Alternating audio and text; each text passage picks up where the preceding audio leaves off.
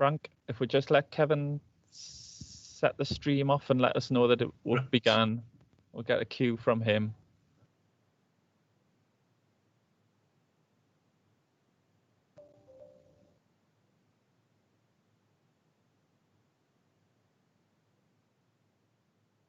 Yeah, okay. Okay, thank you very much. Right, good morning everyone. Welcome to North Tyneside Council's Planning Committee.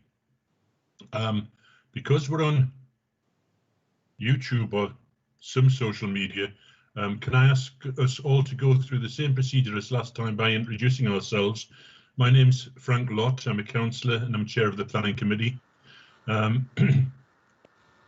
Members of the press and public may well be observing us via YouTube. So can I welcome the external observers as well, please? Before we move on to the agenda, I'd like to first make it clear who's participating in the meeting and explain how we intend to conduct the meeting. In order to check who's in the meeting, I would like to ask everyone present to confirm their attendance at the meeting.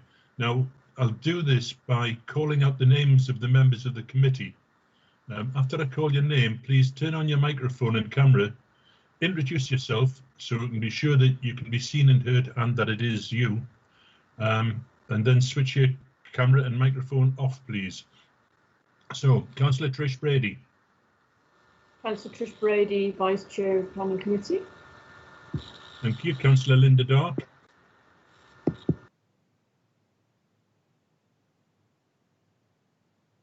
Are you there, Linda? Yes, I'm here. Thank you. Councillor Sandra Graham. Councillor Sandra Graham, member of the Planning Committee. Thank you. Has Councillor Green joined us yet? No. Councillor Paul Richardson. Yes, morning. Hello, Paul Richardson, member of the Planning Committee. Thank you. Councillor Willie Samuel. Hasn't been able to join us yet. Councillor John Sterling. And Councillor Francis Wheatman. Okay, with those councillors present, we are quorate, so we can continue with the meeting. Also present online with me are the following officers, and I'll invite them to introduce themselves. After I call your name, please turn on your microphone and camera and introduce yourself. Julie? Hello, Julie Lawson, Principal Officer in the Planning Department. Thank you. Aidan? Good morning, Aidan Dobson Booth, Principal Planning Officer. Dave McCall? Thank you, Chair. Dave McCall, Highways Officer. Claire Wilson?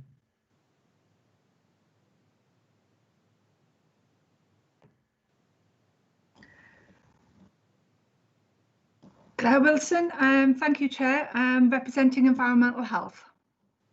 Thank you very much for that. I was just starting to get a little bit worried. And Tessa Crowe. Good morning, Chair. I'm Tessa Crowe, Legal Advisor to the Planning Committee. Thank you. And finally, Michael.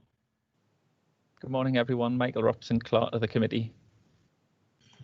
All right, thank you all very much for that. We've also got a number of other officers joining the meeting to provide technical support and cover in the event of connections being lost. To ensure that the meeting runs smoothly, can I remind those involved to please turn off your microphone and camera when not speaking.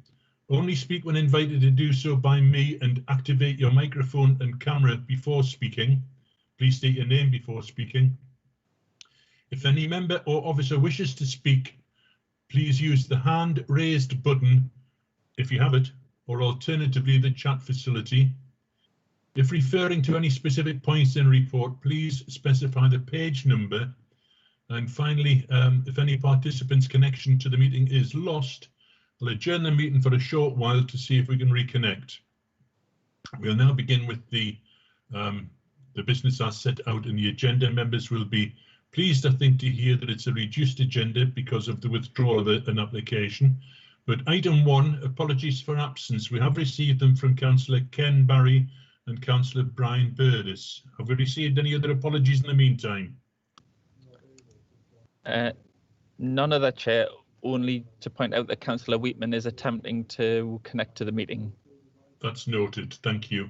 Do we have a substitute member for Councillor Burdis or Councillor Barry?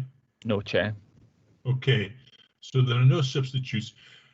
Do any committee members have any interests that they would like to declare in relation to items on the agenda? There being no indications, can we move on to item 4? Can we agree as a correct record the minutes of the last meeting held on the 8th of June? I'll take silence as assent. If there are any alterations required, please speak up. That's assent. Item 5, the officer reports. Will now move to consider the planning applications detailed, and in so doing, members are asked to have regard to the guidance set out in pages 11 to 14 of the agenda papers. Now, item 6, the Trinity United Reformed Church. I can report that on the 1st of July, the applicant withdrew this planning application, so this item doesn't require our consideration. So we move on to the only substantive application we have for this meeting, item 7, the Royal Keys outlet. So can I first of all ensure that members have received 2 addenda, one in paper form last week and one I think yesterday by email. Again, I'll take silence as assent. Okay, thank you. Julie, over to you. Thank you, Chair. Please. Sorry, yes. I'm not sure. It's Paul Richardson. I'm not sure I received an email addendum. Right, can I ask Michael to advise? Because I've got that on the screen here somewhere. Right, it was a comment. Quite simply, Paul, thanks for speaking up, by the way. It was additional consultee comments from North Shields Business Chamber, recognising that the outlet centre is not doing well, commenting that bringing more people into the centre might encourage support for the existing retail outlets that are surviving, and summarising that they would be in favour of this. Thank you. I do apologise. I have found that. Yes, buried in my emails. I beg your pardon. Thank you. Okay, thanks. Okay, right, Julie, it is over to you now. Thank you. I will just share my screen, so hopefully everyone can see the planning committee presentation there. Thank you, Chair. The application relates to the Royal Keys Outlet Shopping Centre, which is located on Cobledine in North Shields. You can see the red line denoting the centre there. The factory outlet centre contains a number of retail food and drink outlets located around a central courtyard. Car parking is to the north and to the east of the centre. The type of goods that can be sold is controlled by planning conditions, which ensures that retail units are used only for the sale of factory outlet goods. That's just an overview of the centre. So you can see there's a sports centre to the southeast. There's a leisure facility and hotel to the east of the centre. There's a bowling alley and water park to the northeast. And beyond that, to the west is Hayhole Road with Howden Sewage Works beyond that.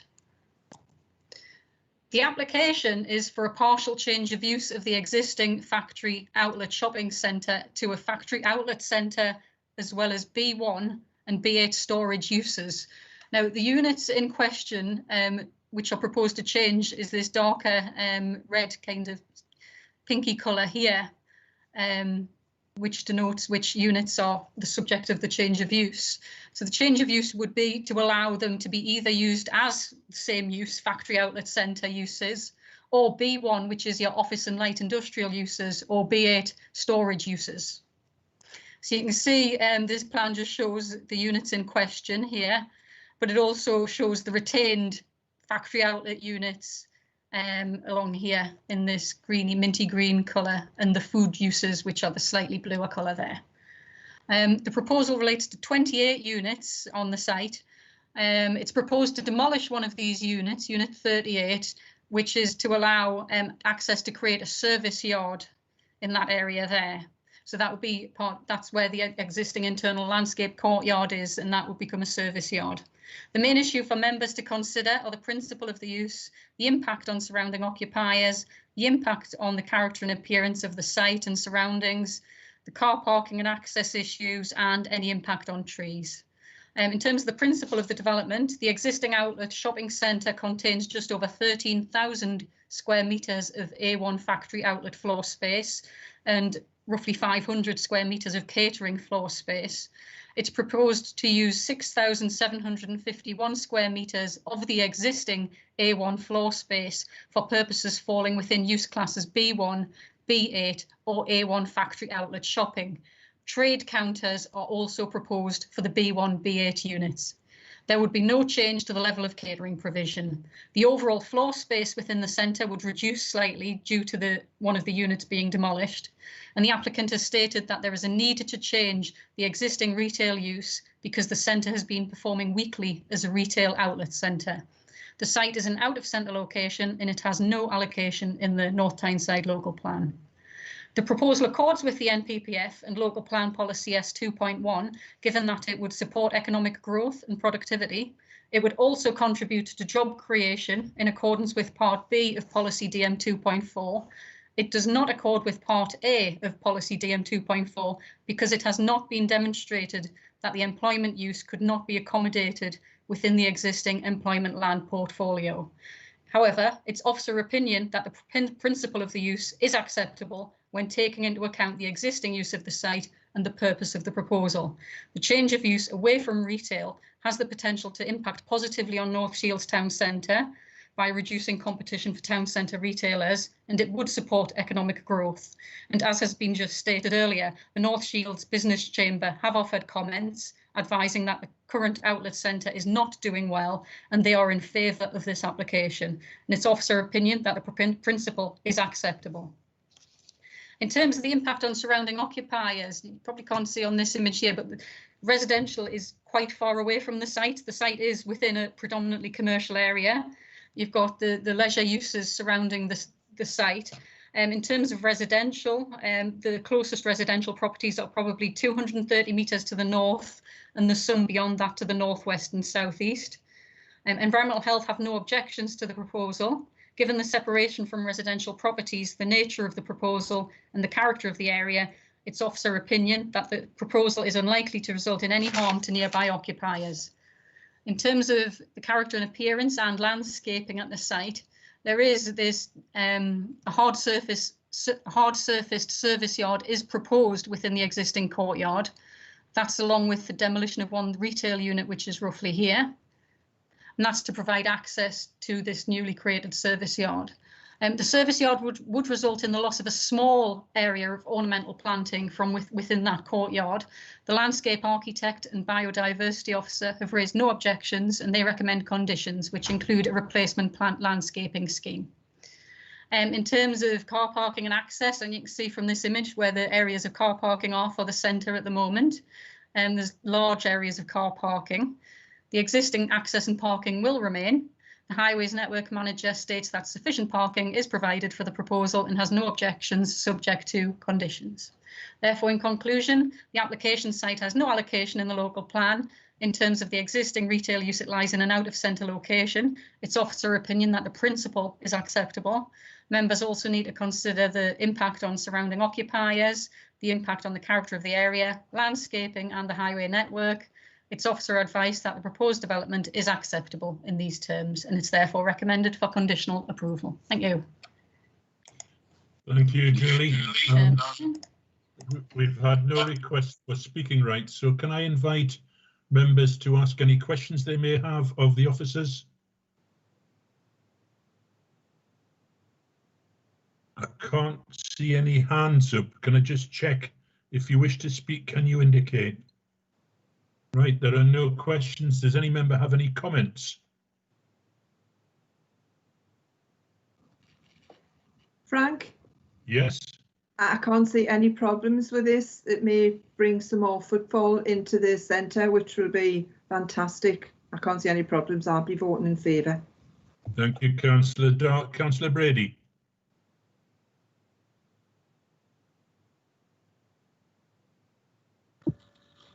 I agree with Councillor Dark and with the Chamber. I think that the site has declined over recent years, and I think the increased footfall and increased economic activity will be good for this area. So I will be voting for it. Thank you, Councillor Graham. Thank you, Chair. I just wanted to, I think I will be voting for it too. The place is dying on its feet and we have to support economic activity and regeneration in this area. But I just wondered about the kind of orological clock that's there. Is that going to be recited? You've preempted my question because are you talking about the man who blows steam? Yes. And confirm to all members, please. Yes, because that's one of the most valuable pieces of art we've got in North Tyneside, so far as I'm concerned. And other than shoppers, few people know about it. Anyway, no one else has indicated they wish to speak, and I've got a feeling that it's going to be formalised shortly. We'll be approving it. So if there are no further comments, we'll move to the vote. This will be conducted by roll call. So if I can pull up this one, if we can go through the members who are present. Councillor Brady. For. Councillor Dark. For. Councillor Graham. For. Councillor Richardson. For. And my own vote is in favour. There's no other members present. And in fact, if they've joined us since we started discussing the item, they couldn't vote anyway. So, right. Michael, that's carried. Unanimous. Yeah. Unanimous, yeah. That concludes the meeting. So can I thank you all very much. And can I ask Trish and Michael just to hang on for 2 minutes, please? So get back to whatever